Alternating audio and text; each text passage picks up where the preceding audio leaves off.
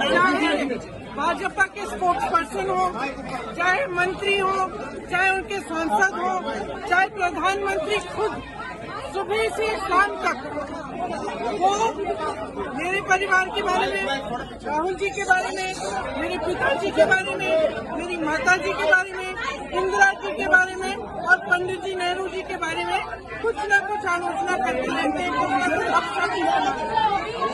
ये सिलसिला पुराना है, सब पूरा देश जानता है, पूरा देश देखता है। ठीक है, उनके खिलाफ किसी जज ने किसी 2 साल का सेंटेंस नहीं दिया, उनको डिस्क्वालीफाई नहीं किया।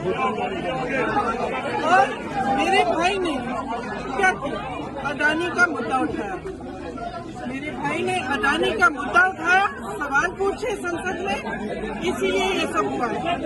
जो केस, जिस केस का स्टे कंप्लेनेंट ने खुद मांगा था, 1 साल से स्टे था, अडानी ने जो भाषण दिया मेरे भाई ने, उसके बाद अचानक उस केस को जिंदा क्यों किया?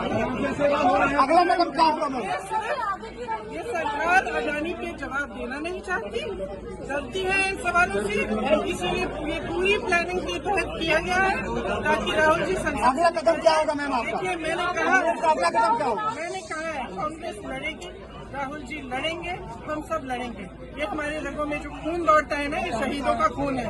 सुन लीजिए, जिस खून को आप बार बार परिवारवादी कहते हैं, बार बार आप आलोचना करते हैं, बार बार आप शब्द इस्तेमाल करते हैं, ये खून रहा है इस देश के लिए, ये पीछे हटेगा नहीं। लड़ते नहीं है, लड़ते रहेंगे और आज खड़े हैं। कुछ भी करना चाहे करें, कोई बात नहीं। Thank you.